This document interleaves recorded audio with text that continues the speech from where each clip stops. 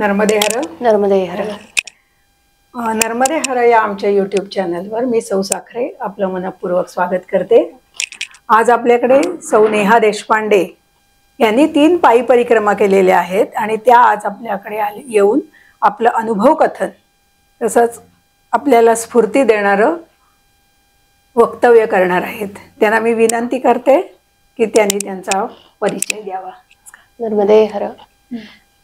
गुरु ब्रह्मा गुरु विष्णू गुरु देवो महेश्वरः गुरु साक्षात परब्रह्म तस्मै श्री गुरवे नमः. नर्मदे हर.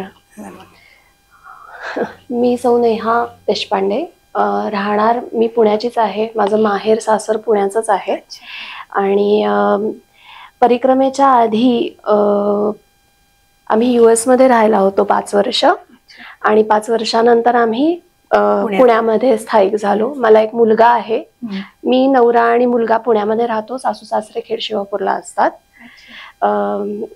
आणि माझं सायकोलॉजी मधून ग्रॅज्युएशन झालेलं आहे. आणि काही कारणास्तव माझे मिस्टर जर्मनीमध्ये पण होते, सो ती भाषा आपल्याला यावी म्हणून माझ्या जर्मनच्या 3 लेव्हल्स शिकून झालेल्या आहेत. योग वैद्यक जो कबीरबागेचा योगा ॲज अ थेरपी म्हणून डिप्लोमा आहे, त्याचा मी डिप्लोमा केलेला आहे 2 वर्षाचा. आणि मी ट्रीटमेंट देत होते, पण आम्ही US मध्ये होतो त्या कारणामुळे मला ते कंटिन्यू करणं झालं नाही. मग इथं आल्यानंतर परत थोडासा प्रयास केला मी, पण माईचं बोलवणं सारखं सारखं झालं, त्याच्यामुळे मी ते कंटिन्यू नाही केलं. हा तुमच्या सगळ्या बॅकग्राऊंड मध्ये तुम्ही एकदम नर्मदा परिक्रमा करायला कशा काय गेल्यात? कशी प्रेरणा मिळाली किंवा कशी एकदम अंतस्फूर्ती आली? सो US मधून जेव्हा आम्ही भारतामध्ये यायचा डिसिजन घेतला तेव्हा त्याच दरम्यान माझ्या ज्या मामे सासूबाई होत्या त्यांच्याकडून मला व्हॉट्सअपवरती चितळे काकूंचा ऑडिओ आला. आणि चितळे काकूंचा ऑडिओ आल्यानंतर मी तो सकाळ संध्याकाळ चालायला जायचे मी. सो तास 1.5 तास मी जायचे चालायला. तर त्या दरम्यान मी तो ऐकायचे आणि तो ऐकत असताना तो ऑडिओच इतका प्रभावी आहे की त्या प्रभावामुळे मला असं वाटायचं की मी त्या ऐकत ऐकत मी त्यांच्याबरोबर परिक्रमा करते असं मला वाटायचं. आणि मी तेव्हाच ठरवलं होतं की भारतात जेव्हा आपण जाऊ तेव्हा माईकडला नक्की सांगायचं की मला परिक्रमेला यायचं आहे. माईने ती मला संधी खूप लवकर दिली, हेच माझं खूप भाग्य आहे असं वाटतं. एक नसून तर त्यांनी एकूण 3 परिक्रमा केल्या आहेत आणि लागोपाठ केले. तुम्ही त्याच्याबद्दल थोडं सांगा की कुठल्या कुठल्या वर्षात तुम्ही केला? माझी परिक्रमा माईनी जी करून घेतली ती 2021 ते 22, 22, 23 आणि 23, 24 अशी करून घेतली तिने. तुम्हाला काही गायडन्स वगैरे मिळाला किंवा गुरु उपदेश मिळाला किंवा काही कोणाचं सहाय्य झालं वगैरे? काय झालं, मी परिक्रमा करायची आणि त्यासाठी लागणारी माहिती मी गोळा करत होते. एक तर मी US मध्ये असताना इनर इंजिनिअरिंगच्या कोर्सला एनरोल केलं होतं, जे कोइंबतूरला जग्गी वासुदेव यांचा आहे. तर पहिला कोर्स माझा US मध्ये झाला आणि दुसरा आम्ही भारतात आल्या आल्या 2020 सप्टेंबरला आम्ही आल्या आल्या मी केला तो. आणि मग त्याच्यानंतर मला वाटत होतं की मला ह्याला जायचंय, आपल्या नाही आश्रमामध्ये राहायला जायचंय. ते 7 महिन्याचा त्यांचा कोर्स असतो. कोर्स म्हणजे कोर्स नाहीये, तो गुरुच्या सान्निध्य राहून तो शिकायचा असतो. हा, पण माझा इनर इंजिनिअरिंग कम्प्लिशन नव्हतं झालं, त्याच्यामुळे मला तो चान्स मिळाला नाही. आणि US मध्ये जे ठरवलं होतं की मला परिक्रमेला जायचं आहे, सो मग मी त्या दृष्टीने विचार केला की आपण परिक्रमा करू शकतो का, कारण मला खूप ओढ लागली होती जायची आणि अध्यात्मामध्ये प्रगती करायची. सो मग मी चौकशी करायला सुरुवात केली. मग चौकशी करता करता मला माईंचा नंबर मिळावा, चितळे काकूंचा नंबर मिळावा म्हणून मी इंटरनेट सगळं शोधलं. मला कुठे मिळालं नाही. तरी मी प्रयत्न करत राहिले. आणि मग दुसऱ्या दिवशी म्हणजे 1 दिवस पूर्ण प्रयत्न केला. मग दुसऱ्या दिवशी संध्याकाळी मला कुठेतरी असा नंबर मिळाला जो काकांचा होता. आणि मग मी व्हॉट्सअपवरती मेसेज केला त्यांना की काका, मला परिक्रमेविषयी काही जाणून घ्यायचंय, तुम्ही चितळे काकाच ना? तर त्यावरती त्यांचा फक्त एका शब्दात उत्तर आलं, होय मीच. आणि तेवढ्याच उत्तरामुळे मला कॉन्फिडन्स आला की हो नक्की हे तेच आहेत. कारण की मोघम बोलणं जे होतं ते साधारण मला असं वाटतं की अध्यात्मामध्ये जी व्यक्ती आहे ती मोघम बोलत असावी असा तेव्हा माझा विचार होता. मग त्यांच्याकडून मला कळलं की जे संमेलन असतं नर्मदा परिक्रमा करण्यासाठी, तर ते संमेलन इमिजिएटच होणार होतं सप्टेंबरमध्ये. 21-22 सप्टेंबरला काहीतरी होणार. हे 2021 सालचं मी सांगते. आणि मी 4-5 दिवस आधीच मला कळलं होतं ते. मग मी मला फोन नंबर मिळाला. त्यांनी सांगितलं की इकडे अश्वमेध हॉलला आहे. मग त्याच्यामध्ये शिरगुप्पीकर काका, हळबे काकू आणि अजून धनंजय म्हणून आहेत, त्यांचा नंबर होता. सो मी म्हणलं हळबे काकूंना आपण फोन करावा, म्हणून मी फोन नंबर लावला ऍक्च्युली. आणि तो उचलला शिरगोपीकरांनी. आणि मला असं वाटलं की म्हणजे तेव्हा मला माहिती नव्हतं त्यांचं आडनाव. मला वाटलं काकांनी उचललंय आणि मी बोलायला सुरुवात केली की काकू असतील तर मला त्यांच्याशी परिक्रमेविषयी बोलायचं आहे वगैरे. हा म्हणे बोला तुम्ही. म्हणलं आपण कोण बोलतोय? नाही म्हणे मी शिरगोपीकर बोलते. मग अशा प्रकारे माझी आणि त्यांची भेट झाली आणि त्यांनी मला खूप छान मार्गदर्शन केलं. आणि आमचा ग्रुप झाला 11 जणांचा परिक्रमेला जाण्याच्या लोकांचा. तिथंच आम्ही भेटलो त्या हॉलमध्ये. आणि मग आम्हाला पुढच्या सगळा गायडन्स मिळाला आणि मग आम्ही सुरुवात केली परिक्रमेला. मग त्याच्या आधी तुम्ही प्रॅक्टिस म्हणून असं चालायचं तर तुम्हाला प्रॅक्टिस होतीच, पण वजन घेऊन चालायची आपल्याला प्रॅक्टिस नसते? नाही, आणि एवढं पण चालायची सवय नव्हती. म्हणजे एखाद तास चालणं म्हणजे किती 5-7 किलोमीटर होणार 1 ते 1.5 तासामध्ये. त्याच्यापेक्षा जास्ती नाही होत चालणं. त्याच्यामुळे तशी सवय नव्हती. पण ते माईने आपोआप करून घेतलं. म्हणजे तुमच्या संकल्पाला माईचा पाठिंबा असेल ना तर माई परिक्रमा करून घेते. हो, नक्कीच. मग तुम्ही 3ही वेळा परिक्रमा ओंकारेश्वरूनच उचलली? हो, 3ही वेळेला परिक्रमा ओंकारेश्वर उचलली, ओंकारेश्वरला पूर्ण केली. हो. परिक्रमा 3ही परिक्रमेतले अनुभव तुम्ही एकदम सांगणार की पहिल्या परिक्रमेतला अनुभव वेगवेगळा सांगताय? असं नाही सांगता येणार. तिन्ही मधला मी एकत्र पद्धतीने सांगेन. कारण आता काय होतंय, काही गोष्टी ज्या असतात त्या पुसल्या जातात, काही परत नवीन माई काय म्हणूया ऍड करते. त्याच्यामुळे ते असं नाही सांगता येणार की ह्या लिहून ठेवलं असेल तर? नाही, लिहून नाही ठेवलं मी. बरं, तुम्हाला आता तुम्ही परिक्रमा स्टार्ट केल्यापासून तुम्हाला कसं म्हणजे आधी एकदम कॉन्फिडन्स आला की चालता चालता हळूहळू तुमच्यात आत्मविश्वास होत गेला की नाही आता आपली होऊ शकते परिक्रमा, आपण आता चालू शकतो? किती चालायचंय हे माहिती नव्हतं खरं पाहायला गेलं तर. पण चालायचंय एवढं मात्र ठरवलेलं होतं. आणि माईला तेव्हाच सांगितलं होतं की माई, माझी खूप इच्छा आहे, तू ती पूर्ण करूनच घे. म्हणजे तो आग्रहच मी तिच्या भोवती ठेवला होता की तू घे करून. तुम्ही एकट्या गेलात की तू आणखीन कोण तुमच्याबरोबर? तुम्ही 11 जण म्हणाल, ते शेवटपर्यंत 11 जण होता? शेवटपर्यंत आम्ही 11 जण नव्हतो. शेवटचा महिना मी एकटी चालले.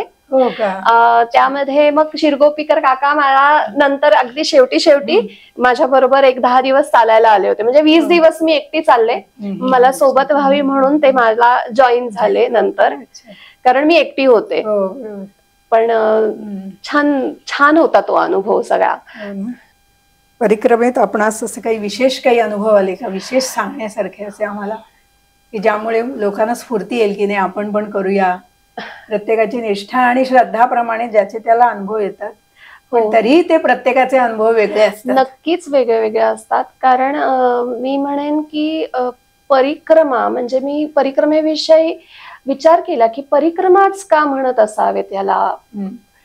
तर परी म्हणजे परीघ असा मी साधारण तो अर्थ करायचा प्रयत्न केला. आणि क्रमा म्हणजे क्रमण, म्हणजे परिघाभोवती क्रमण करणं म्हणजे ती परिक्रमा का. म्हणजे माई भोवती आपण जी काय म्हणूयात प्रदक्षिणा करतो, पण प्रदक्षिणेला एक काय म्हणूयात मर्यादा आहे, काय म्हणूयात. तर परिक्रमा हा प्रवास आहे असं वाटतं. कारण तुम्ही अखंड चालत राहता, प्रदक्षिणा तुमची ठराविक अंतरावरती ती संपते. तसं परिक्रमेमध्ये घडत नाही म्हणून तिला परिक्रमा म्हणत असावं का असं वाटतं. आणि परिक्रमेमध्ये तो एक विचार आहे असं वाटतं. प्रत्येकाचा विचार हा वेगळा वेगळा आहे. एक मुक्त विचार आपण म्हणूयात. मुक्त म्हणजे काय की तुम्ही आतापर्यंत जे काय म्हणूयात ह्या तुमच्या जीवनाच्या प्रवासामध्ये माहिती रूपात, भावनांच्या रूपात, उत्सुकतेपोटी काही काही जे साठवलेलं असतं ते सगळं परिक्रमेमध्ये वरती येतं. आणि ते वरती येतं तेव्हा ते प्रोसेस होतं. मग ही जी माहिती आहे, हा जो आपण संग्रह केलेला आहे, तेच आपलं पूर्वसंचित किंवा प्रारब्ध का असा कुठेतरी प्रश्न पडतो. कारण माई तुम्हाला विचार करायला लावते आणि इतका परिक्रमेमध्ये तुम्ही स्वतःभोवती असता, स्वतः विचार करत असता. म्हणजे इतका वेळ तुम्ही स्वतःला कधीच दिलेला नसतो आणि तो न दिल्यामुळे आपले विचार काय येत आहेत हे एक बघण्याचा दृष्टिकोन तो आपोआप सुरू होतो की तू काय विचार करते, तुझे विचार कसे आहेत हे माई आपल्याला बघायला शिकवते. एखादा आत्मपरीक्षण तेच आहे. आणि असं कोणी जर म्हणलं की तुमचे अनुभव सांगा, तर सांगायला खूप आहेत पण ते तसेच प्रत्येकाला येतील असं नाही. कारण कसं होतं, तुमचा अनुभव हा तुमच्या विचारांवरती पण अवलंबून असतो. म्हणजे जसा भाव तसा देव. तुम्ही ज्या चष्म्यामधून बघता आहात त्यानुसार तुम्हाला जग दिसणार आहे. म्हणून मग कधी कधी असं वाटतं, म्हणजे खूप जण विचारतात की अश्वत्थामा भेटला का, माई दिसली का, माई भेटली का. तर ती मला असं वाटतं की एखाद्या प्रसंगामध्ये किंवा अतिशय निर्जन स्थळी कुणी नसताना जो कोण आपल्याला भेटतो आणि जो कोण आपल्याला मदत करतो की तुम्ही ह्या मार्गाने जाऊ नका, त्या मार्गाने जा, मार्गदर्शन करतो, तो तुमच्यासाठी अश्वत्थामा किंवा माई स्वरूप असतो असं वाटतं. सो त्याच्यामुळे अनुभव जर कोणाला सांगितला तर एक्सपेक्टेशन्स पण वाढत जातात माणसांच्या, की ह्या व्यक्तीला जो अनुभव आला आहे तसाच अनुभव मला येऊ शकतो का. मग ह्या एक्सपेक्टेशन्स वाढल्यामुळे त्या खट्टू पण होऊ शकतात. त्याच्यामुळे मी शक्यतो म्हणजे नाही सांगत. हा प्रवास आहे. आणि अध्यात्म म्हणजे मला जी माईनी परिक्रमेमध्ये विचार करून जी व्याख्या मी माझ्यासाठी केली, ते मला असं वाटतं की स्वतःच्या आत्म्याचे अध्ययन म्हणजे अध्यात्म. त्याच्यासाठी आपण तो मोकळा वेळ दिला पाहिजे. आपला स्वतःला स्वतंत्रपणे विचार करतो खूप मिळतो. आणि जर तुम्ही परिक्रमा पायी केलीत तर तो खूप मिळतो. तुम्ही माईच्या सानिध्यामध्ये खूप वेळ राहता. पण म्हणून तुम्हाला जमलं नाही म्हणून तुम्ही परिक्रमेलाच जायचं नाही असं नाहीये. तुम्ही बसनी करू शकता, त्याच्यानंतर गाडीनी वाहनाने करू शकता, सायकलनी करू शकता, जितका काळ. म्हणजे असं पण नाही की परिक्रमा करून आल्यानंतर तर तुम्ही बसनी परिक्रमा करून आलात पण 4 दिवस परत किनारी गेलात तरी चालू शकतं. असं आहे. थोडक्यात काय तिच्या सान्निध्यात जास्तीत जास्त राहण्याची आपण तजवीज करायला पाहिजे. नक्कीच. एवढं परिक्रमा पूर्ण करणं जरी शक्य नसलं तरी वर्षातून 8 दिवस 10 दिवस सेवेला जाऊ शकतो. नक्कीच. वेगवेगळ्या विविधतेने आपण ते तिचं सान्निध्य मिळवू शकतो थोडक्यात. नक्कीच. बरं, पहिल्या परिक्रमेत तुम्ही जेव्हा गेलात तेव्हा असा कुठला प्रसंग तुम्हाला आठवतो का की असा क्षण आला की आता आपण काय करायचं, अर्धवट सोडायची का, काय करायचं, असं म्हणजे एकदम कठीण प्रसंग आला, असं मन कुठे चलबिचल झालं का तुमचं? परिक्रमा सोडायची हा विचार माईनी मला कधीच दिला नाही. ती तिचीच कृपा आहे. पण अस्वस्थ म्हणाल किंवा काय म्हणूयात भीती वाटली असं जे आहे ते झालेलं आहे. त्यासाठी मी तुम्हाला एक नक्की प्रसंग सांगते काय घडलं होतं. आम्ही कवाट म्हणून गाव आहे, त्या कवाट गावामध्ये राहिलो होतो आणि दुसऱ्या दिवशी सकाळी उठून आमच्या मार्गाने आम्हाला जायचं होतं. सो आम्ही निघालो आणि कवाटच्या मंदिरातून थोडं बाहेर आलो वळणावरती की आम्हाला आता डावीकडे वळायचंय. आणि त्या वळणावरती एक माणूस मला भेटला आणि तो मला म्हणाला, आणि तो माझ्याशीच बोलला, बाकी कुणाशी बोलला नाही. तो मला म्हणाला की माई आप ना हाफेश्वर बिल्कुल जाना क्योंकि बहुत अच्छा स्थान है वो शिव जी का और वहां जाके दर्शन लेके आना. असं त्यांनी मला सांगितलं. आणि माझा साधारण एक असा भाव झाला होता की आपल्याला जो कोण येऊन भक्तिभावाने सांगतो ना ते जरा ऐकावं आणि ते आपल्यासाठीच ती माई सांगत असावी असं वाटलं. आणि मग मी हट्टाला पेटले. आमच्या ग्रुपमध्ये तेव्हा 8 जण आम्ही होतो आणि मी हट्टाला पेटले की काका आपण जाऊयात हाफेश्वरला, मला जायचंय. तर हाफेश्वर आता असा ठिकाणी आहे की धरणामुळे एकतर तुम्हाला रस्ता बदलून जावं लागतंय. सो हाफेश्वरला जाण्यासाठी तुम्हाला 6 किलोमीटर जावं लागतं आणि परत 6 किलोमीटर माघारी यावं लागतं. सो त्याच्यामुळे ह्या सगळ्यांनी सांगितलं की आम्हाला जायचं नाही, तू आमच्या बरोबर चल म्हणून. आणि मी हट्टाला पेटले की नाही, मला जायचं म्हणजे जायचंच आहे, कारण मला माहिती नाही मी परत कधी येईन. तेव्हा कुठे माहिती होतं की माझी दुसरी परिक्रमा होईल, मग तिसरी होईल, काहीच माहिती नव्हतं. सो मी म्हणलं की नाही, मी इथं माझा अनुभव घेण्यासाठी. आणि माझ्या मिस्टरांनी पण मला सांगितलं होतं की तू जाशील तर तिथली हो, तू असं काही बाळगू नकोस, काय तुला जे करायचंय ते तू कर, असं त्यांनी मला सांगितलं होतं.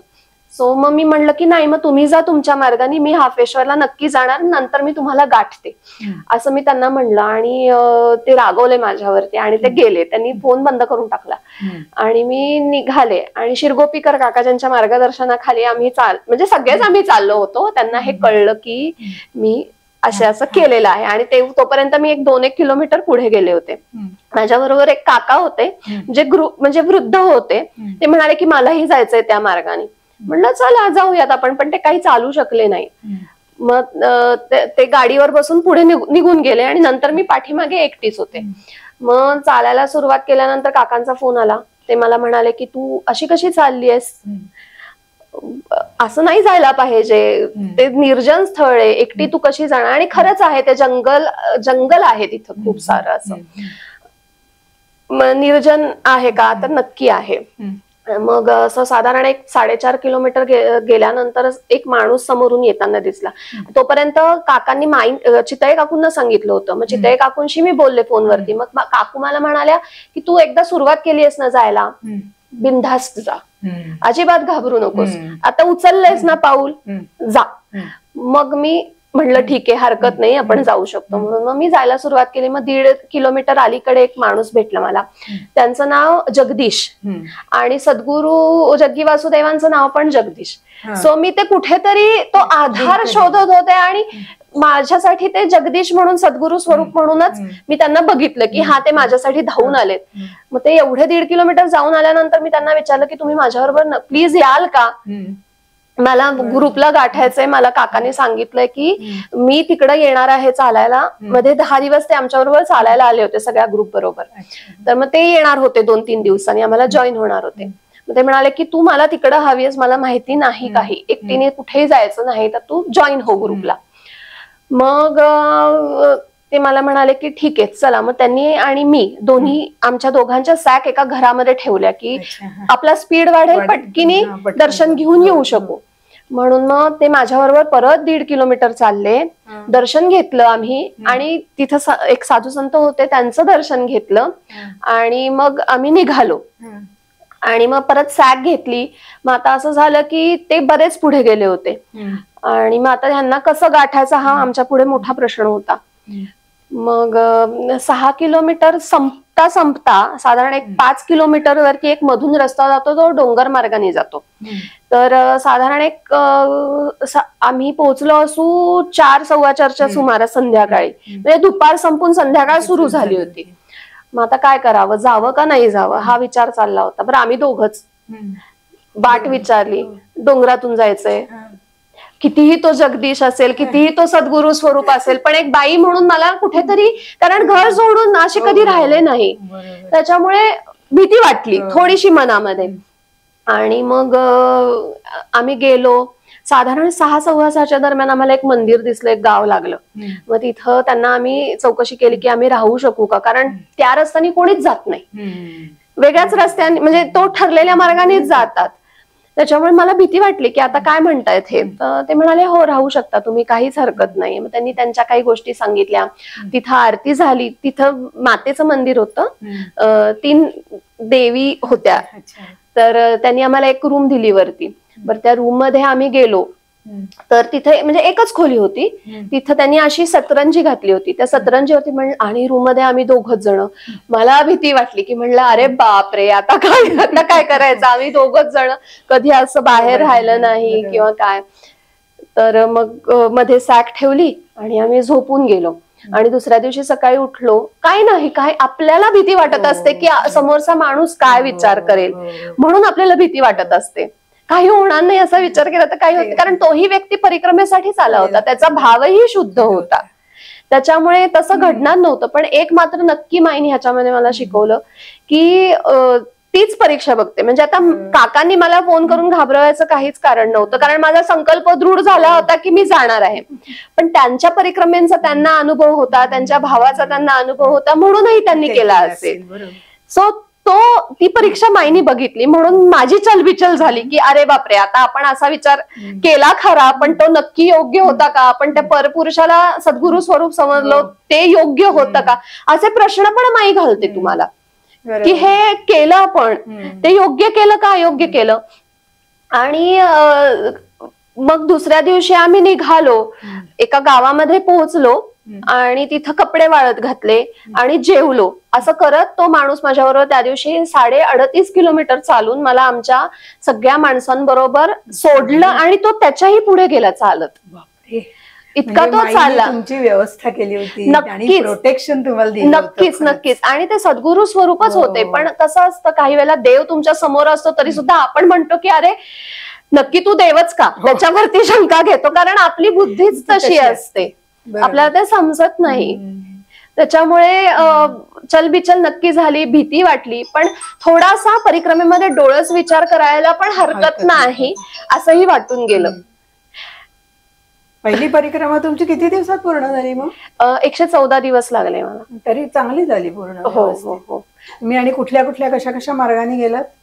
शुलपाणीतूनच माझ्या तिन्ही परिक्रमा माईने शुलपाणीतूनच करून घेतल्या. शुलपाणीतले काही विशेष अनुभव आहेत का? विशेष अनुभव तिथं मला जो आला तो म्हणजे घोंगसा म्हणून गाव आहे, त्या घोंगसामध्ये आश्रम आहे.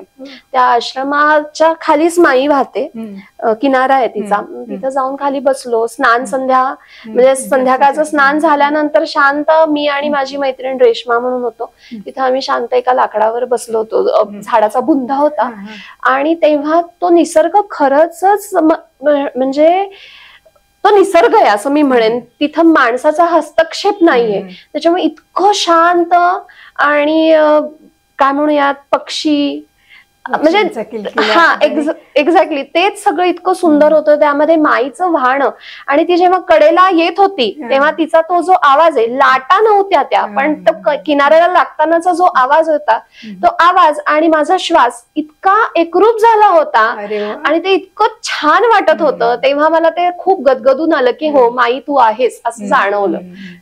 बरोबर आहे, तिचं सान्निध्य तुम्हाला समजलं. हो, अच्छा, असं म्हणायला हरकत नाही. हो, नक्कीच. लक्कडकोटच्या जंगलातून पण गेलो? हो, लक्कडकोटच्या जंगलातून गेलो आणि तिथं आम्हाला जे जयंती मातेच्या इथं एक साधू पुरुष भेटले होते. ते त्यांच्याशी बोलताना आदल्या दिवशी रात्री ते म्हणाले होते, आपको यदि बाघ दिखेगा तो घबराना मत, असं त्यांनी आम्हाला सांगितलं होतं. आणि तिथं 2 मार्ग आहेत, एक सरळ जातो आणि एक ते बाई म्हणून गाव आहे, त्या बाई गावाकडे जातो. बाई गावाकडे जाणारा जो रस्ता आहे तो सहसा कोणी फारसा वापरत नाही, पण तो जरा जवळून जातो, म्हणून आम्ही विचार केला की जावं का. आता ग्रुपमध्ये आम्ही भेटलो होतो, त्याच्यामुळे म्हणलं आता कोण आपल्याला जे सांगेल ते आपण फॉलो करायचं. मग आमच्या ग्रुपमध्ये संध्या काकू होत्या, तर त्या म्हणाल्या की आपण बाई गावाच्या रस्त्याने जायचं. मग सगळ्यांचं असं मत झालं बाई गावाच्या रस्त्याने जायचं, काय करूयात. मग सगळे म्हणाले ठीक आहे चला आपण इकडनं जाऊयात, म्हणून आम्ही त्या रस्त्याने जायला सुरुवात केली. आणि साधारण चाललो असो बरंच, तो साधारण तुम्ही माझ्या अनुभवानुसार 20 ते 22 किलोमीटर तो रस्ता, तो पूर्ण जंगल आहे. आणि त्याच्यानंतर तुम्ही पुढे किंवा त्याच्याही पेक्षा जास्ती आणि साधारण एक 5-6 किलोमीटर गेल्यानंतर आम्हाला वाघाच्या पंजांचे ठसे दिसले आणि त्यांच्या पिल्लाचे. आम्ही टरकलो. आम्ही म्हटलं की आता काय. आणि मग सगळ्यांनी डिसिजन घेतला की कमीत कमी थांबायचं आणि सगळ्यांनी मिळून चालायचं. सो असं आम्ही डिसिजन घेतला आणि आम्ही इतके फास्ट चाललो त्या जंगलामध्ये, कळलंच नाही. सो माई आमच्या पाठीमागे त्या जंगलातून पटकन निघावा म्हणून वाघच लावला. असंच झालं. पण तिने आम्हाला त्यातून काढलं कसलं लवकर बाहेर. खूपच छान. तो एक छान मजेशीर आणि छान अनुभव होता. प्रत्यक्ष दिसला नाही फक्त वाघाचे ठसे दिसले, पण ठसे दिसल्यानंतर एवढं झालं. तर प्रत्यक्ष दिसल्यावर काय झालं असतं माहिती नाही, पण तो एका तिने छान अनुभव दिला कडवडच्या जंगलातला का. हो. आणि पुढे तुम्हाला कुठे साधू संत कुठल्या कुठल्या स्थानावर भेटले, काही सत्संग घडला का तुमच्या? साधू संत भेटत राहतात. 3 वर्षाची परिक्रमा करणारे पण भेटले, त्याच्यानंतर दंडवत परिक्रमा करणारे पण भेटले. मग एक जण ज्यांना मी माझं नाव पण सांगितलं नव्हतं, ते साधारण लाडली म्हणून गावे, लाडली गावाच्या अलीकडे माहेश्वर ते लाडली याच्यामध्ये ते आम्हाला भेटले होते. अतिशय तेजस्वी चेहरा. त्यांच्याशी गप्पा मारता मारता ते मला असं म्हणाले की मेरे बेटी का नाम भी नेहा आहे, जेव्हा की मी त्यांना माझं नाव पण नव्हतं सांगितलेलं. सो असे तुम्हाला भेटत राहतात साधू संत आणि त्यांचा आशीर्वाद हेच तुमचं मार्गदर्शन असतं असं वाटतं. बरोबर आहे. भालोदला वगैरे? भालोदला गेलो होतो, प्रतापे महाराजांकडे पण गेलो होतो, तिथे राहिलो होतो आम्ही. 3ही परिक्रमेमध्ये आम्ही प्रतापे महाराजांच्या इथे राहिलो. त्यांचा पण आम्हाला छान सत्संग घडला. तेच इथे घडतो. हो, नक्कीच नक्की. मूर्ती खूप हो प्रभावी आहे. हो. काही अडचणी आल्या का की ज्या वेळेला तुम्ही मैयेला तळमळीने साथ घातली आणि कोणाच्या तरी रूपात मैयेने तुम्हाला मदत केली? जेव्हा मी काय म्हणू एकटी पडले, पहिल्या परिक्रमेचं सांगते आता मी तुम्हाला. साधारण 28 जानेवारीच्या का 26 जानेवारीच्या दरम्यान मी डिसिजन घेतला की मी तुमच्याबरोबर येणार नाही. कारण सगळ्यांचं असं ठरलं की त्यांचं काही चूक होतं अशातला भाग नाही, पण त्यांचं असं म्हणणं पडलं की आम्हाला आता सामान वागवता येत नाहीये, त्याच्यामुळे आम्हाला ते सामान ठेवण्यासाठी काहीतरी वाहन करावं असं वाटतंय. आणि मी त्याच्या बाबतीत थोडी अपोज मध्ये होते. त्यांना मी म्हणलं की मला माझं सामान, जर माई आहे ना तर माझा तिच्यावरती विश्वास आहे, ती बघून घेईल काय करायचं ते. बरं, ग्रुपने तुम्ही सामान एखाद्या व्यक्तीला सेवा म्हणून सुद्धा नाही सांगू शकत, कारण ती सोय नाही करू शकत तशा पद्धतीने. सो त्यांचं काही चुकलं वाहन त्यांनी केलं हे ठेवायला तर काही नाही, पण त्यांचा स्पीड वाढला मग त्याच्यामुळे ते पुढे गेले आणि मी मागे राहिले. नंतर काही काळ असं झालं की मीही पुढे गेलेले होते सामान घेऊन. मग आमची तशी भेट अमरकंटकला झाली. पण ते अमरकंटकला जाच तोपर्यंत मध्ये तुम्हाला देवगावच्या इथं बुढीमाई क्रॉस करायला लागते. सो बुढीमाई क्रॉस करून तुम्ही ह्याला जाता, रामनगरला जाता. सो मला थोडंसं बरं नव्हतं, त्याच्या अलीकडे खूप पाऊस पडला. मला खूप जण सांगत होते की माई आपने खाना नाही खाया तो हमारे यहाँ. मला त्या दिवशी काही खायचं नव्हतं, नको वाटत होतं आणि इतका प्रचंड पाऊस पडायला सुरुवात झाली. मग मी एका घरामध्ये शिरले. त्यांना मी विचारलं की मी तुमच्या इथं राहू शकते का पाऊस कमी होईस तोपर्यंत. तेव्हा मला चालवत नव्हतं म्हणून मी एका बाबाजींना विचारलं की बाबाजी जो मेरी बैग है वो आप देवगांव के यहाँ रख दोगे क्या, किसी दुकान पे भी रखी तो भी चलेगा. तर त्या माणसाने मला ती मदत केली. तो बॅग घेऊन माझी पुढे गेला आणि मी राहिले पाठीमागे पावसामुळे. आणि ज्या घरात गेले त्या घरामध्ये नवरा, बायको आणि एक मुलगी असे 3 जण. त्यापैकी नवरा आणि बायको दोघंही आजारी आणि त्यामध्ये मी आजारी गेले, कारण मला खूप कसं तरी होत होतं, पोटात दुखत होतं किंवा असं अनइझी होत होतं, दमले होते मी. आणि मग त्या म्हणाल्या की थांबा म्हणून. बरं, पाऊस काही कमी व्हायचं नावच घेईना. साधारण तळ गुडघ्यापर्यंत त्यांच्या अंगणामध्ये पाणी साचलं गेलं होतं. म्हणलं आता कसं जाणार आपण. मग मी त्यांना म्हणलं की इथं राहिलं तर चालेल का. हो म्हणे राहू शकता तुम्ही, बरं नाहीये तर तुम्ही तरी कशाला जाता. मग त्यांच्याकडे लाईट गेली फोनची बॅटरी अतिशय कमी, आता काय करावं हा प्रश्न. मी मिलिंद काकांचा नंबर पाठ करून ठेवला तेवढ्यातल्या तेवढ्यात, की अगदीच काही अडचण आली तर आपण ह्यांना फोन करू शकतो असं. मग त्यांनी त्या माणसानी जेवण बनवलं आजारी स्थितीमध्ये, भात बनवला, तर आम्ही सगळ्यांनी घास खाल्ला. म्हणजे अक्षरशः झोपडीच होती ती. आणि त्यांचं गाई आणि म्हशी, शेतकरीचं घर ते. मग ते म्हणाले की संध्याकाळी डॉक्टर येणार आहेत, तेव्हा तुमची बॅग त्यांना ते तिकडनंच येणार, तुमची बॅग तुम्हाला आणायला सांगतो त्यांना. म्हटलं ठीक आहे, काहीच हरकत नाही. मग साधारण रात्री 8:30-9च्या सुमारास त्या अंधारामध्ये ते डॉक्टर आले. त्यांनी मला काही गोळ्या लिहून दिल्या. त्या गोळ्या मी घेतल्या आणि शिवाय ती व्यक्ती मला 7 वाजता सकाळी भेटायला आली की तू बाई बरी आहेस का. हो, डॉक्टर स्वतः. आणि अशी काळजी माई खूप अनेकांच्या, हो नक्की नक्की नक्की घेते. आणि मग दुसऱ्या दिवशी मला जरा बरं वाटायला लागल्यानंतर मी मार्गक्रमण केलं. ती बुढी माई ओलांडून पुढे गेले रामनगरला. तिथं मला डिसेंट्री सुरू झाली. मग तिथं मी एक आहेत काकू, त्यांना विचारलं, भामरे म्हणून आहेत, त्यांना विचारलं की राहू शकते का मी. तर ते म्हणाले की नक्की राहा. रात्री 10 वाजता मला 21 जुलाब झाले. आणि मग ते डॉक्टरांकडे माझ्याबरोबर रात्री 10 वाजता आले. त्यांनी औषधं दिली. मग तिथं मी म्हणे आता तुम्ही जायचंच नाही, तुम्ही तिकडनं इकडे आलात, आता इथून पुढे गेलात आणि अजून त्रास झाला तर काय करणार तुम्ही. अजिबात कुठेही जायचं नाही म्हणे, इथंच राहायचं, आमच्याकडेच राहायचं. असं म्हणून मी तिथं राहिले. पूर्ण 1 दिवस विश्रांती घेतली, डोस घेतला आणि मग 1 दिवसानंतर पुढे पूर्ण परिक्रमेत कधी आजारी पडला नाहीत. एवढाच एक पायाला फोड येणं वगैरे ह्या गोष्टी होत होतात, ते होतातच, म्हणजे त्याला काही इलाज नाही. पण बाकी आजारी नाही कुठे पडले. ताप यायचा, पण गोळी घ्यायचं चालायचं, माहीत शक्ती द्यायची. संध्याकाळ झाली, आडवं झालं, प्रसाद घेतला, आरती झाली, तुम्ही आडवे झालात, दुसऱ्या दिवशी उठल्या क्षणी तुम्ही इतके फ्रेश असता की तुमचं दुखणं कुठल्या कुठे पळून जातं ते कळत नाही तुम्हाला.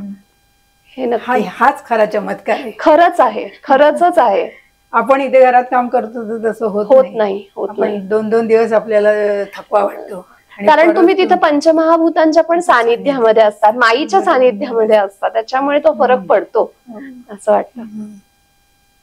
म्हणजे साधारण परिक्रमा ही ना स्टेप वाईज होत जाते. सुरुवातीला खूप उत्साह असतो, मग नंतर तुम्हाला कळलेलं असतं काय आहे, नंतर जबाबदारी असते, आणि नंतर पूर्ण म्हणजे असं होतं की दमलोय बाबा, आता होत नाहीये, पण आता आपण ठरवलंय ना, तर माई आपल्याला बोटाला धरून घेऊन जात असते.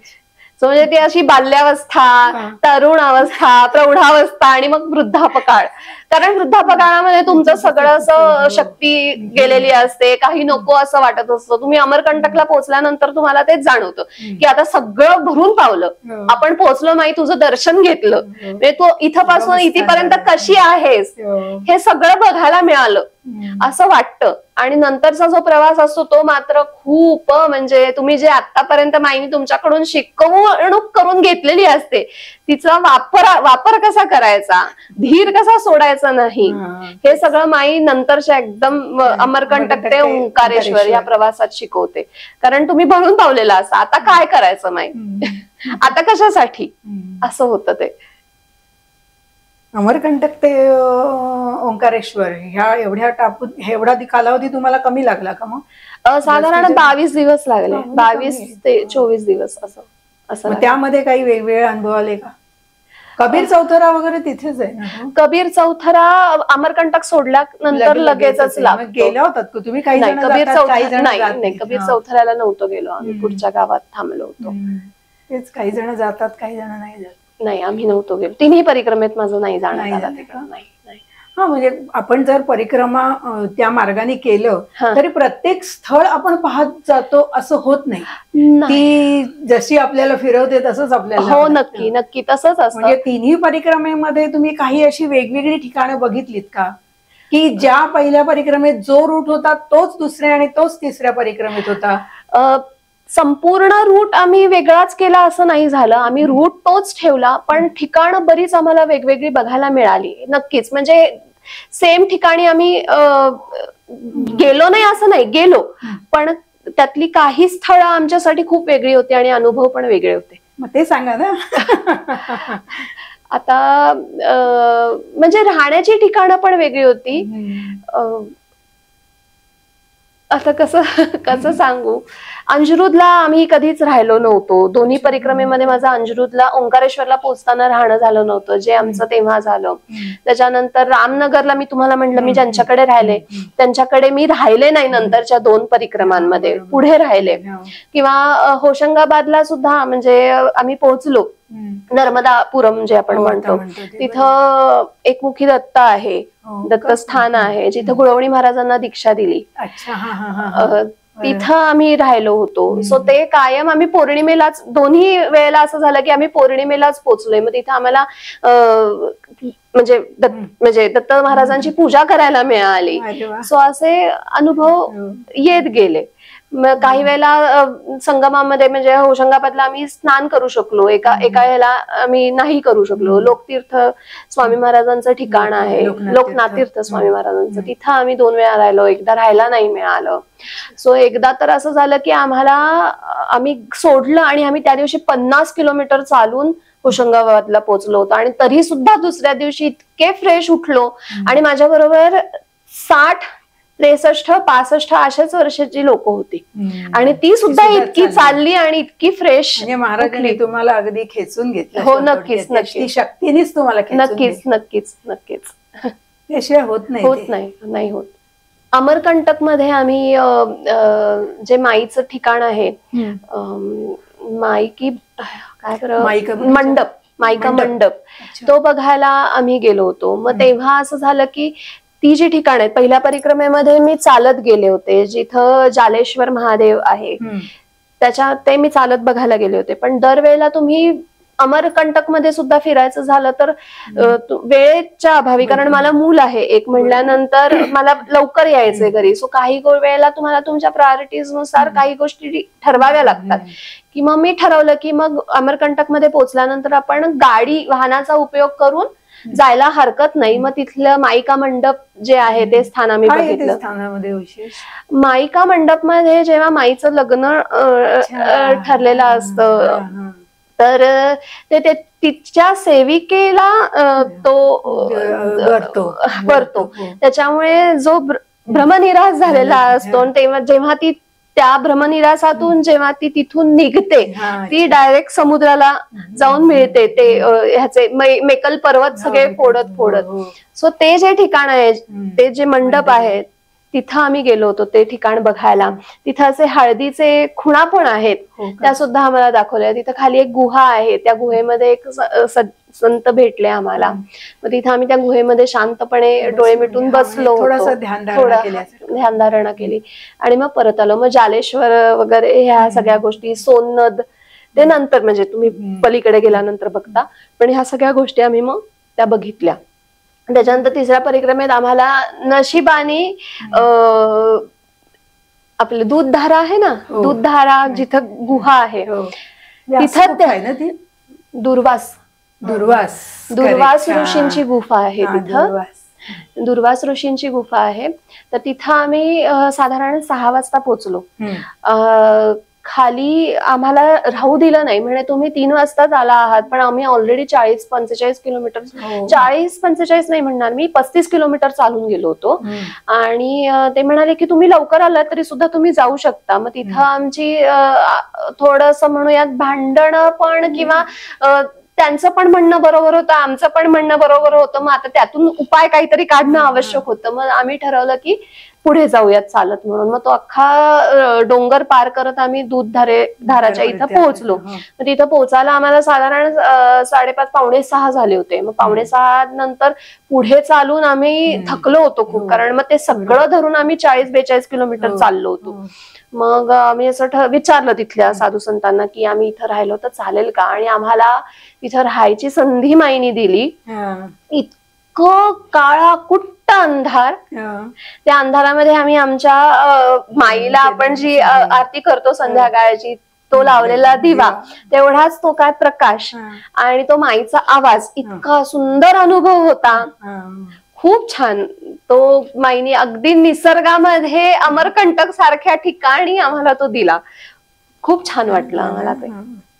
तुम्ही असं जाताना असं ठरवलं नव्हतं ना की किती किलोमीटर रोज चालायचं, असं कॅल्क्युलेशन वगैरे केलं नव्हतं? काकांच्या मार्गदर्शनाखाली त्यांना अनुभव होता की किती किलोमीटर ते म्हणजे जाऊ शकतो आपण. सो त्यांनी आम्हाला साधारण सांगितलं होतं की रोज. पण काय होतं ह्याच्यावरून पण काही माणसांची क्षमता ही कमी पडते, काही माणसांची जास्ती पडते, त्याच्यामुळे असं तुम्ही ठरवून नाही चालू शकत. सो कधी कमी अधिक झालेलं आहे असं. पण साधारण सुरुवातीला आम्ही 12 किलोमीटरनी सुरू केलं. म्हणणार होते की 12 किंवा 15 किलोमीटरनी सुरू करायचा सल्ला दिला. मग हळूहळू जसा वाढतो तसं ऑटोमॅटिक किलोमीटर वाढत. हो हो हो, तसेच ऑटोमॅटिक किलोमीटर. मग 25 झाले, 26 झाले, 30 झाले, 35 झाले, 40 झाले आणि सगळ्यात जास्त आम्ही चाललो ते म्हणजे 49 किलोमीटर. ते फक्त एकाच परिक्रमेत चाललो, नाहीतर 43 हा जास्तीत जास्त आम्ही चाललेलो आहे. तरी पण खूप झालं. आणि सामान घेऊन चालायचं खूप होतं. काही प्रसंग, काही वेळेला माई ना प्रसंगामधून सुद्धा आपल्याला शिकवत असते बरं का, काय काय म्हणजे होतं. तर त्यामध्ये सुरुवातीला बरं पैसे घेऊन जाऊ शकता तुम्ही, तुमची इच्छा असेल, कारण काही वेळेला तुम्हाला दान करायचं असतं. तुम्ही ज्या आश्रमांमध्ये राहता तिथं तुम्ही काही देता, त्याच्यानंतर काही माणसं गरीब तुम्हाला दिसतात तेव्हा तुम्ही काही देता. सो तुम्ही पैसे घेऊन जाऊ शकता. काही वेळेला तुम्हाला काही खावंसं वाटलं तर काही जण खातात, त्यामध्ये आम्ही पण खायचो, असं नाही की नाही. सो अशा आम्ही चालत असताना काय म्हणूया, शूलपाणीच्या जंगलामध्ये खूप असं दानधर्म केला. गोळ्या चॉकलेट दिली नाहीत पण पैसे देत होते मी. पण एका पॉइंटला असं झालं की आम्ही खाली सगळं उतरून आलो आणि नंतर लक्षात आलं की आता पैसे कमी कमी होत चाललेत.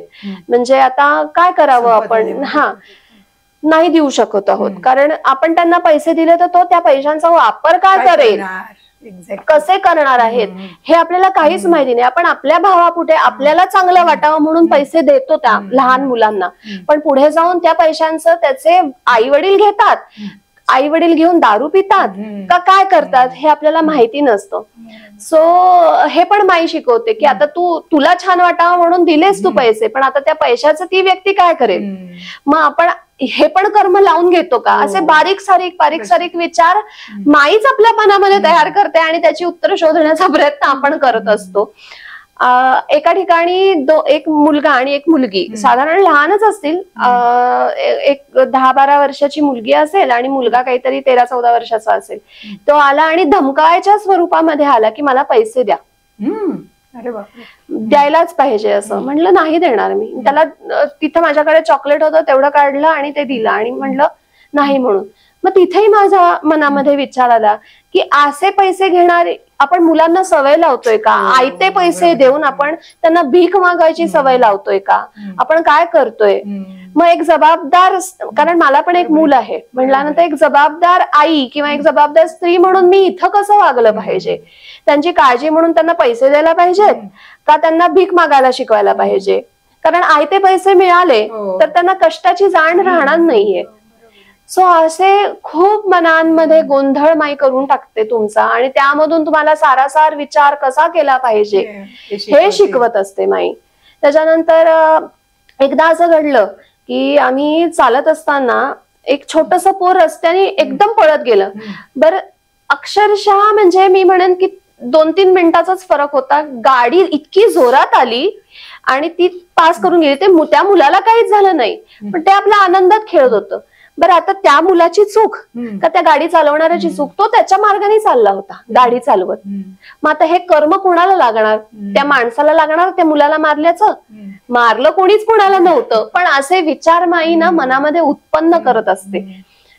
सो ती आणि त्यामधून भावना कशा आपल्या अलिप्त ठेवायच्या, काही ठिकाणी भावना ना कसं वाहू द्यायचं, काही ठिकाणी सारासार विचार कसा करायचा, हे सगळं माई आपल्याला परिक्रमेमध्ये शिकवताना दिसते.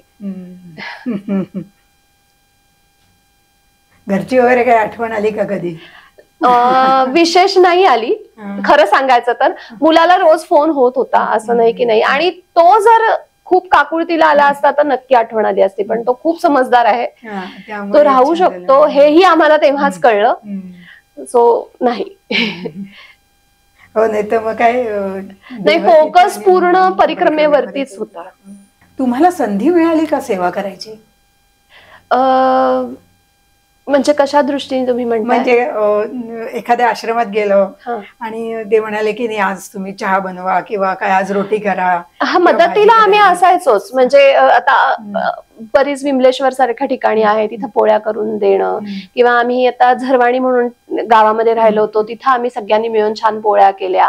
त्याच्यानंतर तिथल्या सगळ्या आदिवासी मुलांना आम्ही सगळ्यांनी असं ठरवलं 8-9 जणांनी की आपण हे करूयात, पैसे जमवू एकत्रपणे सगळ्यांचे आणि त्यामधून मुलांना जेवू घालूया, आपल्याकडून त्या दिवशी प्रसाद करूया.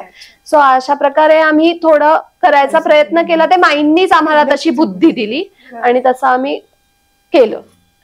अशा कन्यापूजन वगैरे केलं? कन्यापूजन आम्ही कधी कधी केलं सांगते. एकदा नेमावरला केलं तिथं, त्याच्यानंतर अमरकंटकला केलं आणि ओंकारेश्वरला पोहोचल्यानंतर केलं कन्यापूजन. 3 ठिकाणी कन्यापूजन झालं आमचं. त्याच्यातही छान अनुभव येतात. हो, कन्यापूजनाच्या वेळेला नक्की छान अनुभव येतात. आणि आम्ही कन्यापूजनाच्या वेळेला नेमावरला जेव्हा पोहोचलो होतो तेव्हा अमावस्या होती, खूप गर्दी होती, खूप गर्दी होती. आणि नेक्स्ट डे मग जे आमच्या काय म्हणूयात तिथे जे महाराज आहेत त्यांनी आमच्याकडून छान काय म्हणूयात तिथं पण आम्ही स्वयंपाकामध्ये थोडीफार मदत केली. खूप अगदी सागर संगीत आमच्याकडून पूजन करून घेतलं त्यांनी. औक्षण, त्याच्यानंतर मुलींना स्वस्तिक काढणं, ते आम्ही खूप छान आनंदाने केलं. त्यामध्ये एक आम्हाला कृष्ण मला वाटत होता, पण ती कृष्ण नव्हता, तो माईच होती. त्याच्यामुळे मला असं वाटलं की हा हीच ती छोटीशी माई जी आपल्यासाठी आज जेवायला आली आहे, असं वाटलं. कारण तसा भाव तयार झाला होता. बरोबर, सेम तसंच होतं ते. आपल्याला बऱ्याच गोष्टी माई दाखवत असते, पण आपल्याला त्या समजल्या पाहिजेत. हो, नक्कीच नक्कीच नक्कीच. तेच जे तुम्ही साठवलेलं असतं ना परिक्रमेमध्ये, माहिती स्वरूपामध्ये संग्रहित जे केलेलं असतं ना, त्या संग्रहानुसार माई तुम्हाला ना असे अनुभव देते, ज्यामधून तुम्ही त्यामधून तुम्ही ते समजतं तुम्हाला. तुम्ही एखाद्या प्रसंगामध्ये कशा प्रकारे रिॲक्ट करता, त्या रिॲक्शन मधून सुद्धा पण माई तुम्हाला शिकवत असते. ती प्रत्यक्ष समोरच असली पाहिजे असं नाही, ती ह्या अनुभवांमधूनच तुम्हाला ती. अशी काही गूढ व्यक्ती वगैरे भेटली का?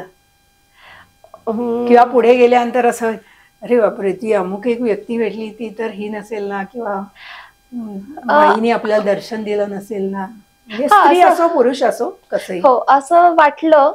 अमरकंटकच्या जंगलातून जेव्हा आम्ही अमरकंटक नाही माफ करा ओंकारेश्वरला पोहोचायचो होतो आम्ही, तेव्हा एक आजी, एक त्यांची सून आणि त्यांची मुलगी असे 3 जणी चालले होते. एकीने चप्पल नव्हती घातली आणि त्यांच्या मुलीने, आणि ती इतकी दोडू पळत होती. म्हटलं अगं काय हे, आणि मला इतके म्हणजे अक्षरशः शेवटपर्यंत पायाला फोड येत होते. म्हणजे काही सवय नव्हती, काही नाही, सवय झाली नाही इतकं चालून सुद्धा, तरी सुद्धा फोड येत होते. मी म्हंटल ही बघा ही कशी चालतेय बिना चपलेची. म्हणून मी तिला 50 रुपये काढून दिले की तू स्लीपर्स घे म्हणून, तुला खाली काही दिसलं तर.